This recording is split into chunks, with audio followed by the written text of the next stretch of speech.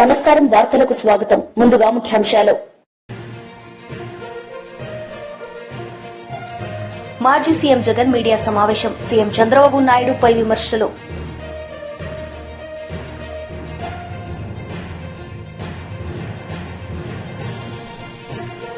మాజీ ఎంపీ కవిత press meet. పలు అంశాలపై వివరణ.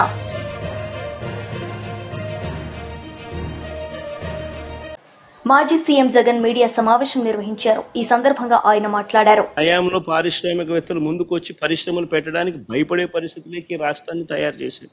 మరోవైపున చూస్తే ఉద్యోగాలు ఒకవైపున రాకపోగా మరోవైపున నిరుద్యోగులకు ఇవ్వాల్సిన నిరుద్యోగ భృతి 3,000 రూపాయలు ప్రతి నెల ఇస్తానన్నాడు. ప్రతి నిరుద్యోగికి ఈరోజు ఈ 2 బడ్జెట్ల పుణ్యాన ఏకంగా నేరేడు సంవత్సరం 36,000 రూపాయలు, ఈ సంవత్సరం మరో 36,000 రూపాయలు, 72,000 రూపాయలు ప్రతి నిరుద్యోగికి బాకీ పడ్డాడు. ఎగరగొట్టాడు, ఎగనామం పెట్టాడు. ఇంకొక హామీ చూద్దాం. ఎన్నికల వేళ ఈ పెద్ద మనిషి చంద్రబాబు నాయుడు అన్న ఇంకొక హామీ, 18 సంవత్సరాల నుంచి 59 సంవత్సరాల మధ్యలో ఉన్న ప్రతి మహిళకు 18 to 60 లోపు ఉన్న ప్రతి మహిళకు 18 సంవత్సరాల నుంచి 60 ఏళ్ల దాకా ప్రతి మహిళకు నెలకు 1,500 రూపాయలు, అంటే సంవత్సరానికి 18,000 ఇస్తానన్నాడు. ప్రతి ఇంటికి నీకు 18,000, నీకు 18,000, నీకు 18,000 అని చెప్పాడు.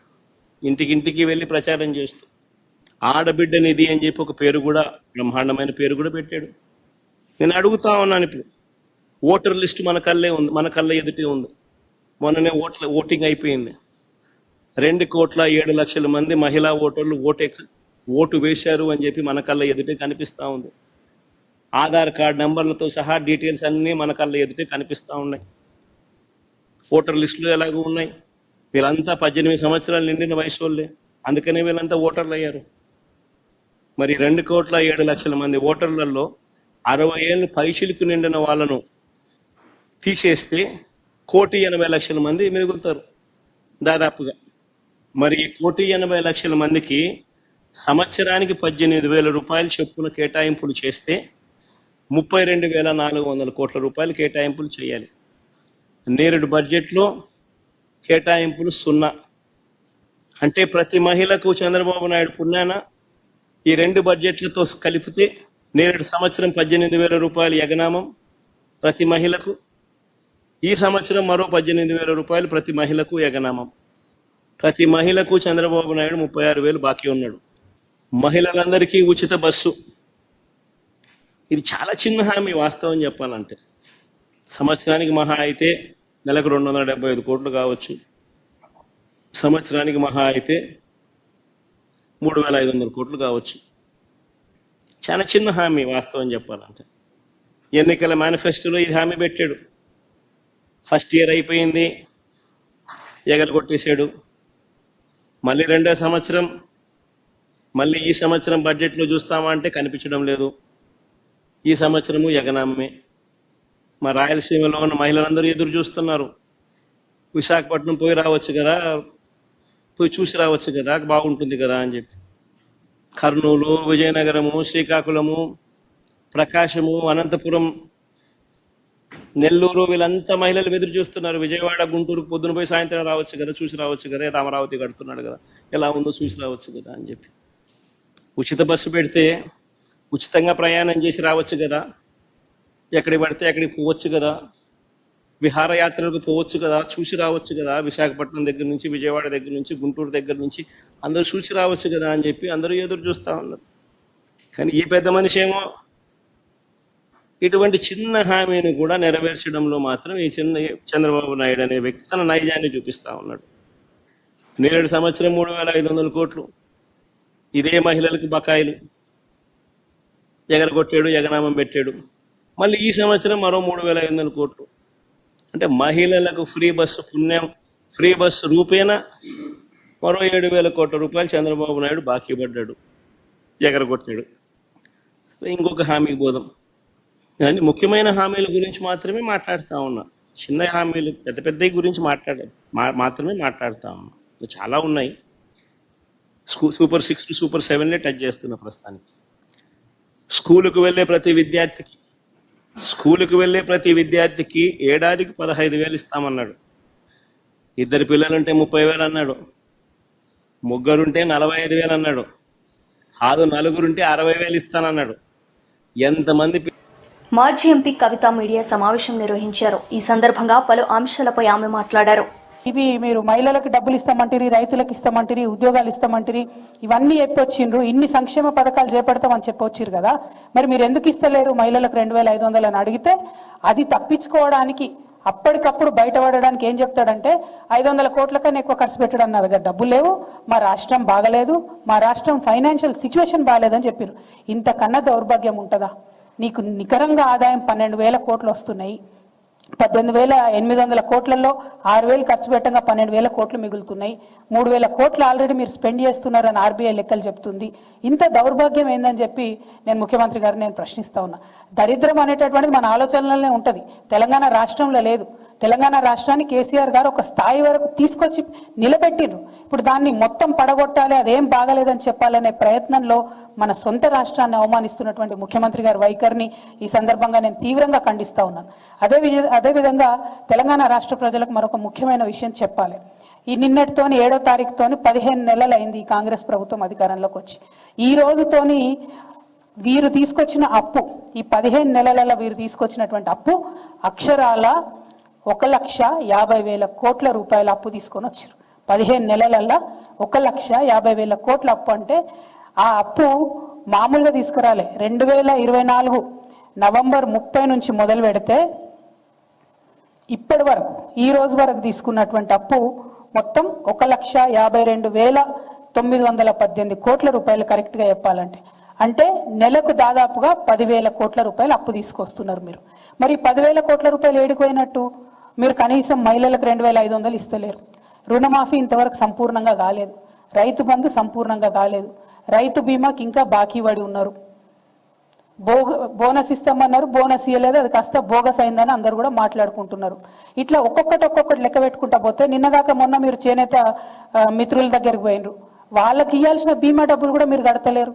మొన్న మహిళల దగ్గరికి పోయినరు, మహిళలకు ఇస్తా అని చెప్పినటువంటి ఏ విషయం కూడా మీరు ఇస్తలేరు. మరి ఈ డబ్బులన్నీ ఏడిగిపోతున్నట్టు కేసీఆర్ గారు అప్పు తీసుకొచ్చిరు అని బదనాం చేసిరు.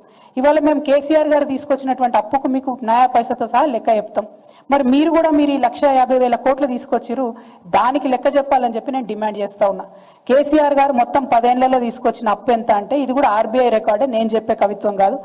అప్పు ఎంత అంటే 3,89,000 కోట్లు. దాంతోపాటు మనం గ్యారంటీలు ఇస్తాం కార్పొరేషన్లకు ప్రభుత్వంగా, అది మరొక 38 కోట్లు, అంటే 38,000 కోట్లు. మొత్తం కలిపి 4,30,000 కోట్ల రూపాయలు కేసీఆర్ గారు అప్పు తీసుకొస్తే ఒక్క కాళేశ్వరంకే 90,000 కోట్లు మేము ఖర్చు పెట్టినాం. అది కాకుండా ఇతర మొత్తం ప్రాజెక్టులకు, పెండింగ్ ప్రాజెక్టులకు, రిజర్వాయర్లకు, చెరువులకు, మైనర్ ఇరిగేషన్, మేజర్ ఇరిగేషన్ అన్ని కలుపుకుంటే 1,37,000 కోట్లు వాటి కోసం పెట్టడం జరిగింది. మిషన్ భగీరథ మీద 37,000 కోట్లు పెట్టడం జరిగింది. మొత్తంగా అగ్రికల్చర్ అంతా కూడా, వ్యవసాయం అంతా కూడా చూసుకుంటే 30,000 కోట్లు రుణమాఫీ చేసినాం. అట్లానే ఫ్రీ కరెంట్ రైతులకు ఇవ్వడానికి 36,000 కోట్ల రూపాయలు ఖర్చు పెట్టినాం. రైతు బంధుకు 73,000 కోట్లు ఖర్చు పెట్టినాం. రైతు బీమాకి 6,892 కోట్లు ఖర్చు పెట్టినాం. అదే కాకుండా మనం మొత్తం కరెంటు వ్యవస్థ అంతా రాష్ట్రంలో మంచి చేయాలంటే పరిశ్రమలకు కరెంట్ ఇవ్వాలి, ఆఫీసులకు కరెంట్ ఇవ్వాలి, రైతులకు కరెంట్ ఇవ్వాలంటే కరెంటు వ్యవస్థను మొత్తం గాడిన పెట్టడానికి పెట్టిన ఖర్చు 1,38,000 కోట్లు. అదేవిధంగా ఆరోగ్యం మీద పెట్టినటువంటి ఖర్చు 61,000 కోట్లు. సంక్షేమం మీద కేసీఆర్ గారు పెట్టినటువంటి ఖర్చు 10 ఏళ్లలో 2,83,000 కోట్లు. అంతేకాకుండా ప్రతి గింజ, చివరికంట ప్రతి గింజ ధాన్యం కొంటే కేసీఆర్ గారు రైతులకు అకౌంట్లకు డైరెక్ట్ వేసినటువంటి డబ్బులు 1,34,000 కోట్లు. అంటే మేము తీసుకొచ్చిన అప్పు 4,30,000 కోట్లు అయితే మేము సృష్టించినటువంటి సంపద 50 లక్షల కోట్ల పైచిలుకుంది. ఇప్పుడు నేను చెప్పినటువంటి లెక్క దాదాపు 7-8 లక్షల కోట్లు డైరెక్ట్ చెప్పే లెక్క.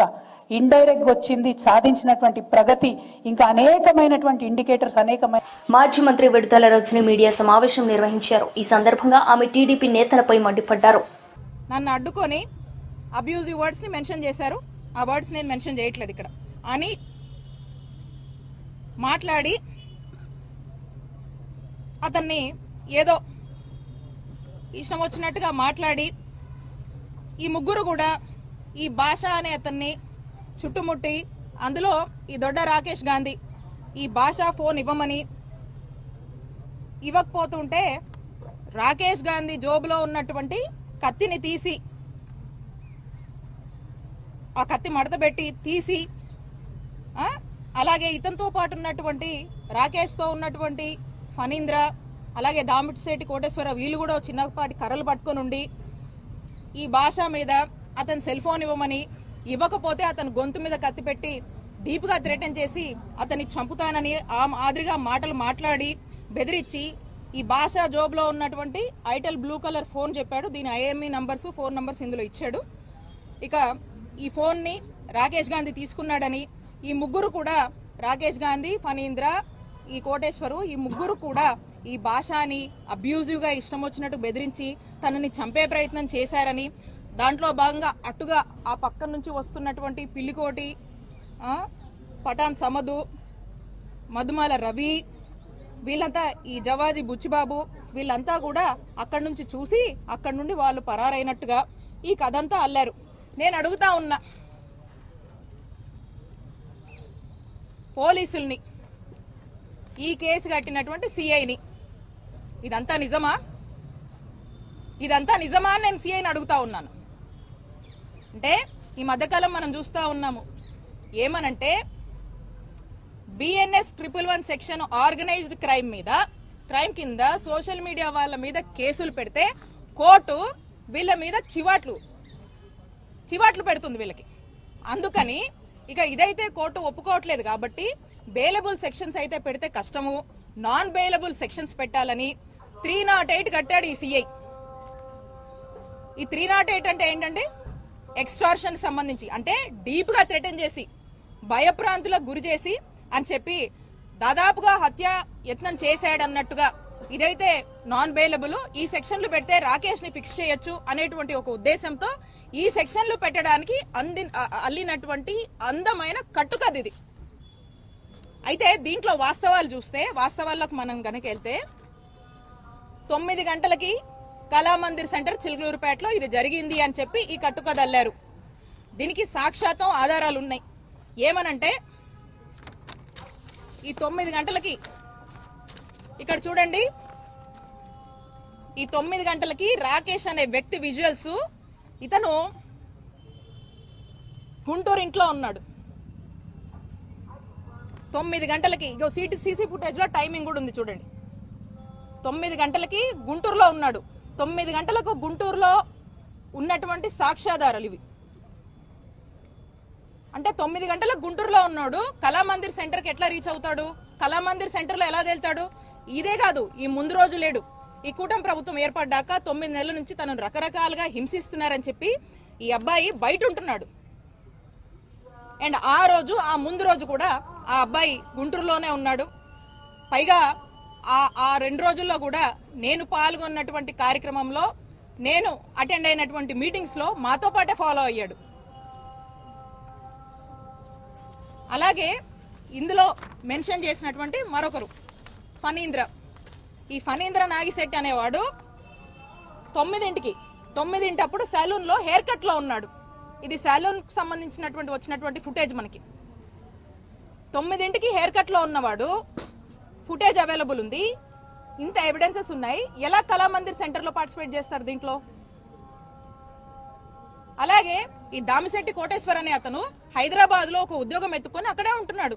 అక్కడ తన ఉద్యోగంలో ఆఫీస్ లో ఉన్నాడు. దాని ఎవిడెన్సెస్ కూడా ఉన్నాయి. ఈ ముగ్గురు కళామందిర్ సెంటర్ లో ఈ విధమైనటువంటి ఎక్స్టార్షన్ కి పాల్పడ్డారని చెప్పి నాన్ బెయిలబుల్ సెక్షన్స్ పెట్టి ఈ విధంగా హింసిస్తున్నారు. కూటమి ప్రభుత్వం ఏర్పడిన దగ్గర నుంచి కన్నా మనం చూస్తుంటే ఇప్పటికీ 16 కేసులు ఈ రాకేష్ గాంధీ మీద వేరు ప్రాంతాల్లో ఎక్కడెక్కడో ఏవో కంప్లైంట్స్ అట ఇచ్చారట, ఉన్నాయట. అందుకని ఇప్పుడు ఇతన్ని హింసించాలంట. అంటే ఒక్కసారి ఆలోచించండి, అక్రమ కేసులు పెట్టే విషయంలో కూటమి ప్రభుత్వం యొక్క పిచ్చి పరాకాష్ఠకు చేరిందని ఈ రాకేష్ యొక్క కేసే, ఈ కేస్ స్టడీయే మనకు ఎవిడెంట్ గా ఒక ఐ ఓపెనింగ్ గా కనిపిస్తుంది. అక్రమ కేసులు ఏ విధంగా కూటమి ప్రభుత్వం వాళ్ళు కడుతున్నారు, వైఎస్ఆర్ కాంగ్రెస్ పార్టీ వాళ్ళని హింసిస్తున్నారు, జైళ్ల పాలు చేస్తున్నారని. అయితే అంగన్వాడీలకు అండగా చంద్రన్న ఉన్నారని టీడీపీ అంగన్వాడీ డాక్రా సాధికార విభాగం రాష్ట్ర అధ్యక్షురాలు ఆచంట సునీత అన్నారు. ఈ సందర్భంగా ఆమె మాట్లాడారు. చేసి మా న్యాయబద్ధమైన డిమాండ్స్ చేయండి అంటే ఆ రోజు ఏం చేశారు జగన్మోహన్ రెడ్డి గారు? మిమ్మల్ని బలవంతంగా పోలీసులతో లాగిచ్చేసి బూటుకాళ్లతో తన్నిచ్చి కొట్టించినటువంటి పరిస్థితి. ఒక్కటే గుర్తు, మీకు 2014 నుంచి 19 వరకు కూడా చంద్రబాబు నాయుడు గారు ఆ రోజు రాష్ట్రం విడిపోయిన లోటు బడ్జెట్ లో ఉన్న కనీసం ముఖ్యమంత్రి గారు కూర్చొని పరిపాలన చేసేటానికి ఒక భవనం కూడా లేనటువంటి పరిస్థితుల్లో అంగన్వాడీ అక్క చెల్లెమ్మలను సంక్షేమం చెయ్యాలి అని చెప్పి మీ యొక్క న్యాయబద్ధమైన డిమాండ్స్ తీర్చాలి అని చెప్పి ఆ రోజు గౌరవ ముఖ్యమంత్రి చంద్రబాబు నాయుడు గారు మీకు ఆ రోజు 4,200 ఉన్నటువంటి జీతాన్ని 10,500 రూపాయలు చేసింది ఒక తెలుగుదేశం పార్టీ ముఖ్యమంత్రిగా చంద్రబాబు నాయుడు గారు మాత్రమే. అంటే ఒక అంగన్వాడీ టీచర్కి 150% పెరిగింది, అలాగే ఒక అంగన్వాడీ వర్కర్కి 170% పెరిగింది, మినీ వర్కర్కి 121% పెరిగింది. అంటే ఎప్పుడు కూడా మీ యొక్క అభివృద్ధి దిశగానే పనిచేయటం అనేది కూడా తెలుగుదేశం పార్టీ ముఖ్యమంత్రి చంద్రబాబు నాయుడు గారు చేస్తూ ఉంటారు. మీ అందరికీ తెలుసు, మనం మొన్న అంతర్జాతీయ మహిళా దినోత్సవం రోజు మన ముఖ్యమంత్రి మన చంద్రన్న ఏ విధమైనటువంటి వరాలు ప్రకటించారనేది రాష్ట్ర వ్యాప్తంగా ఉన్నటువంటి అంగన్వాడీ వర్కర్స్ అందరూ కూడా చూసి ఉండొచ్చు. మన సంక్షేమం కోసం, అంగన్వాడీల సంక్షేమం కోసం గ్రాడ్యుటీ అమలు చేయటం కానివ్వండి, వయో పరిమితి 60 సంవత్సరాల నుండి 62 సంవత్సరాలకి పెంచటం కానివ్వండి, జీవో నెంబర్ 7 ద్వారా మట్టి ఖర్చులకి 15,000 ఇవ్వటం కానివ్వండి, అలాగే అతి తొందరలో కూడా ఏదైతే గత ప్రభుత్వంలో మీరు అందరూ కూడా ఏ విధంగా సంక్షేమ పథకాలకి అనర్హులుగా ఉన్నారో, మీరు 10,500 జీతం తీసుకునేవారు ప్రతి ఒక్కరూ కూడా మీరు గవర్నమెంట్ ఉద్యోగస్తులుగా పరిగణలోకి తీసుకొని గత ప్రభుత్వంలో మీకు సంక్షేమ పథకాలు రద్దు చేస్తే అవన్నీ కూడా మళ్ళీ మీకు సంక్షేమ పథకాలు అంతకుముందు 2014లో చంద్రబాబు నాయుడు గారు సీఎంగా ఉన్నప్పుడు మీ అందరికీ కూడా సంక్షేమ పథకాలు అందాయి.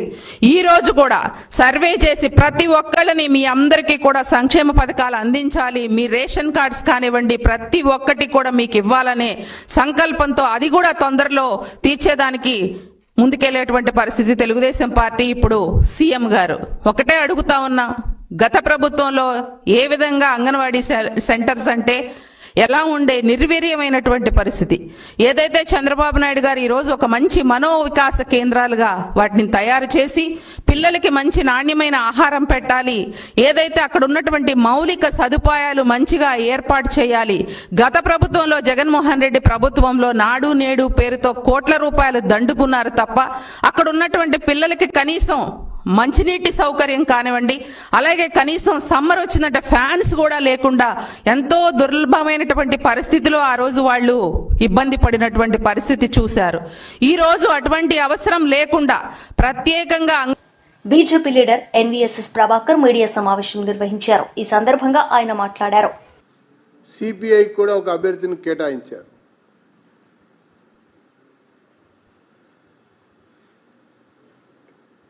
బీఆర్ఎస్ అభ్యర్థిని కాంగ్రెస్ పార్టీ అభ్యర్థుల ప్రకటన తర్వాత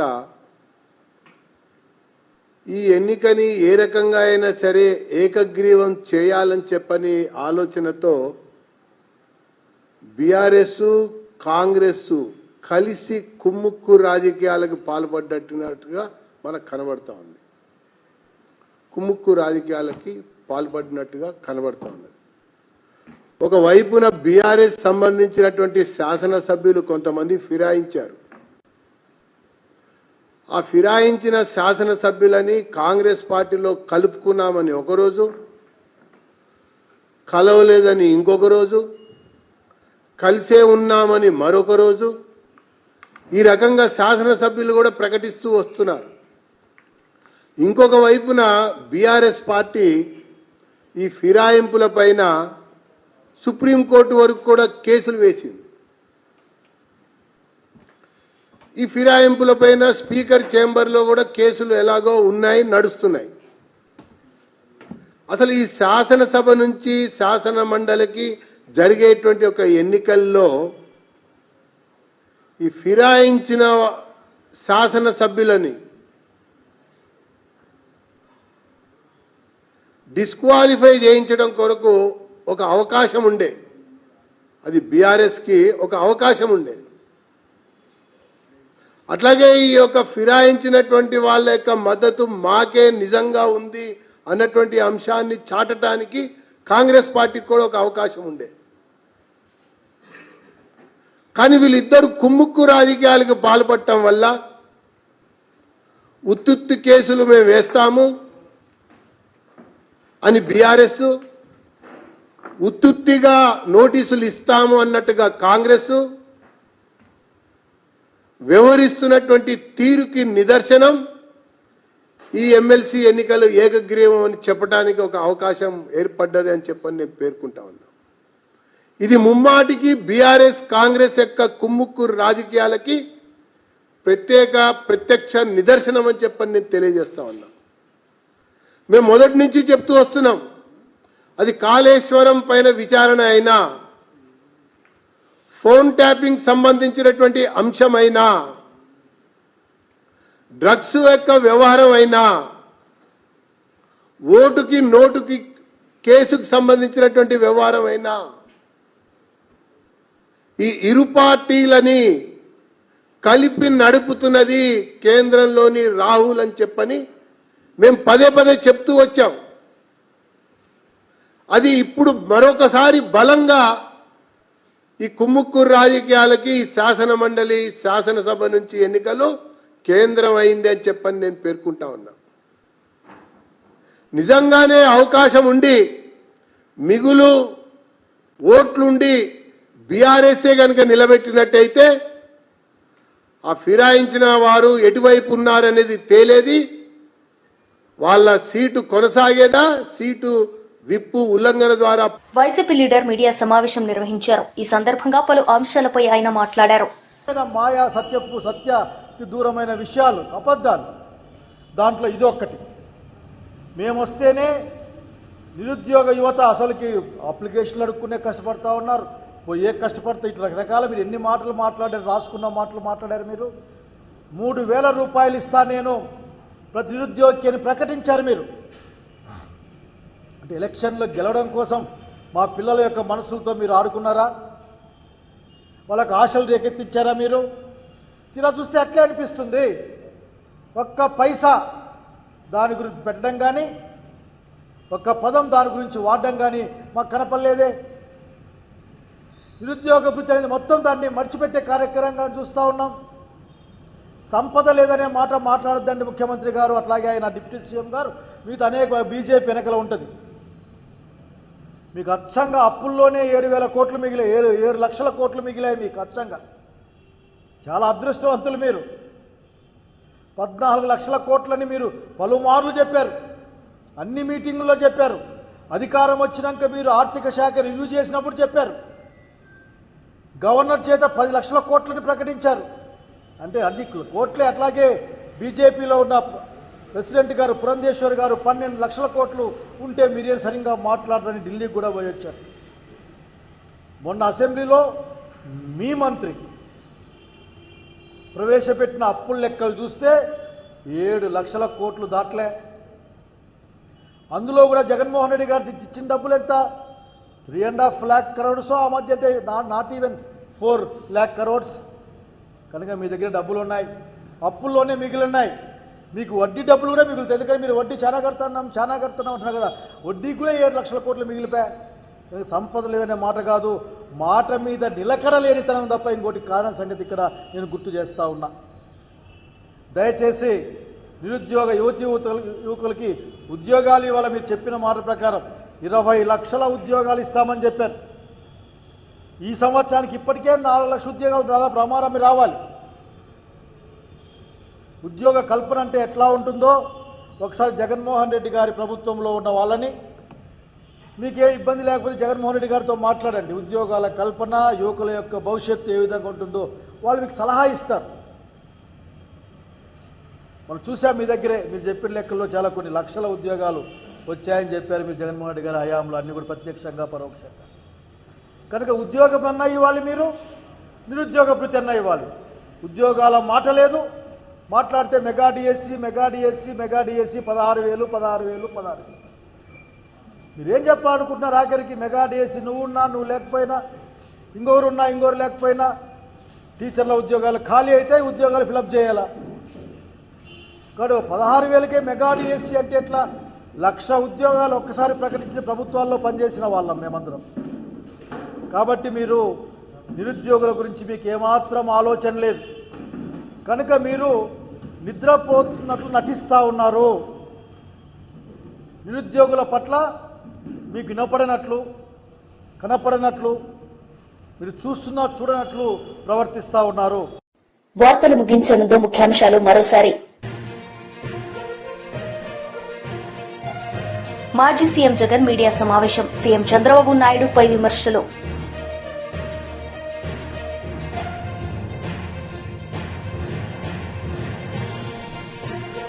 మాజీ ఎంపీ కవిత ప్రెస్ మీట్, పలు అంశాలపై వివరణ.